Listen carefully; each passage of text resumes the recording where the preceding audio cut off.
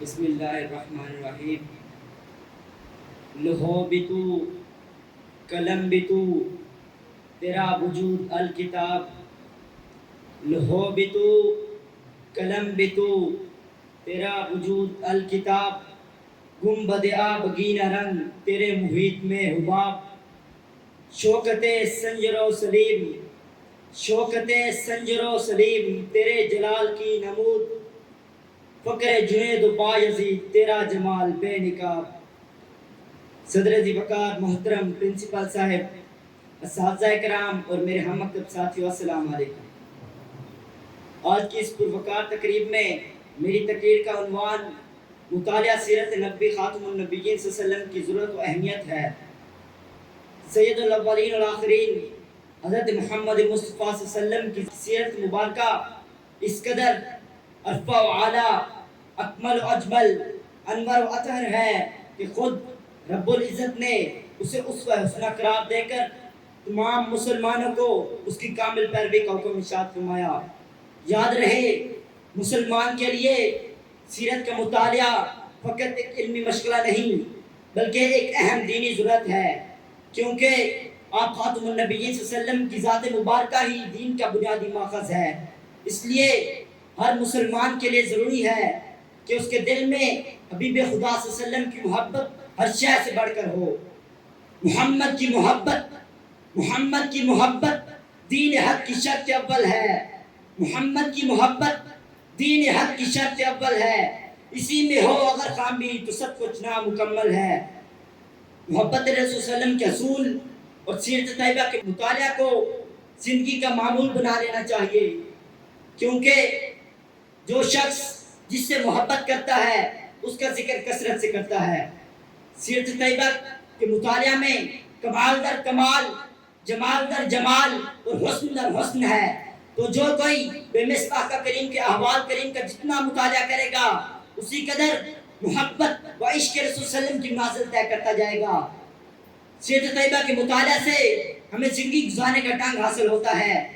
اقبال فرماتے ہیں، چمک تجھ سے پاتے ہیں، چمک تجھ سے پاتے ہیں سب پانے والے، چمک تجھ سے پاتے ہیں سب پانے والے، میرا دل بھی چمکا دے اے چمکانے والے۔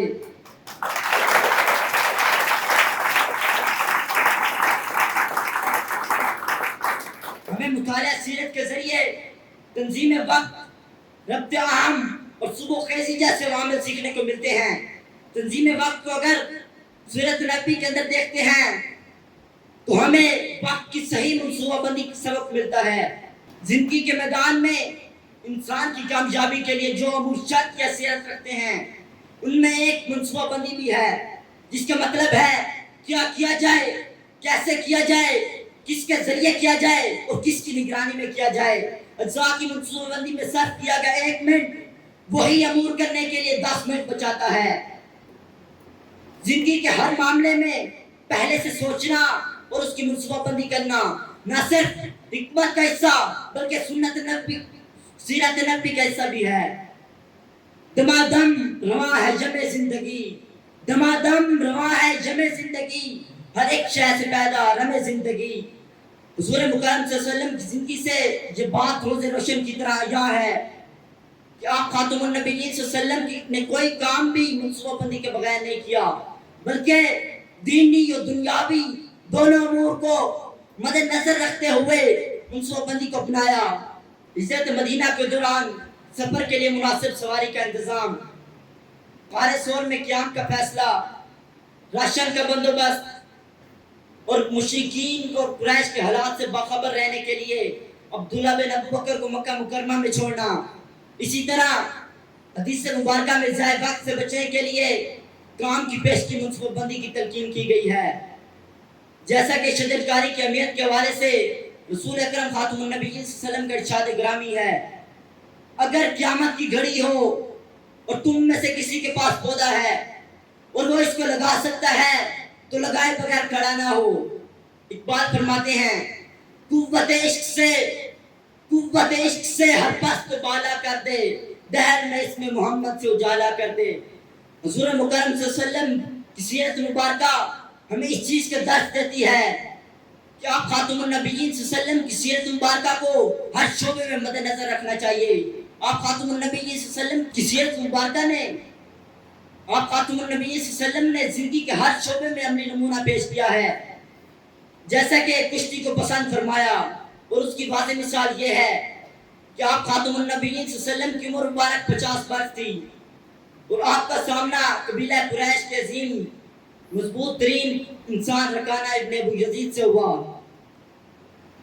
آپ خاتم النبیین صلی اللہ علیہ وسلم نے اسے اسلام کی دعوت دی، اور اس نے آپ کے دین حق کی حقانیت کو جاننا چاہا. یہ طے ہوا کہ اگر آپ خاتم النبیین صلی اللہ علیہ وسلم اسے کشتی میں بچھاڑ دیں گے تو وہ آپ کی دعوت اسلام قبول کر لے گا. آپ خاتم النبیین صلی اللہ علیہ وسلم نے اسے دونوں مرتبہ کشتی میں بچھاڑ دیا. وہ اس بات پر شرطر رہ گیا. آپ خاتم النبیین صلی اللہ علیہ وسلم نے فرمایا پہلوان وہ نہیں جو کشتی میں غالب آ جائے، بلکہ اصل پہلوان وہ ہے جو غصے کی حالت میں اپنے غصے پر قابو پا لے. آپ خاتم النبیین صلی اللہ علیہ وسلم کی سیرت مبارکہ پڑھ کر میں نے یہ اخذ کیا ہے کہ آپ خاتم النبیین صلی اللہ علیہ وسلم نے مختلف سرگرمیوں میں حصہ لیا، جس میں گھڑ سواری، گھڑ دوڑ، اونٹ پکانے اور تیر اندازی جیسی سرگرمیاں شامل ہیں. آخر میں ان اشعار سے یاد چاہوں گا، زندگی حقیقت میں پس اسی نے پائی ہے، زندگی حقیقت میں پس اسی نے پائی ہے، مصطفیٰ کے قدموں میں جس کو موت آئی ہے. چار سو اندھیرا تھا ظلمتوں کا ڈیرا تھا، آقا تیرے آنے سے یہ بات جگمگائی ہے. والسلام. پاکستان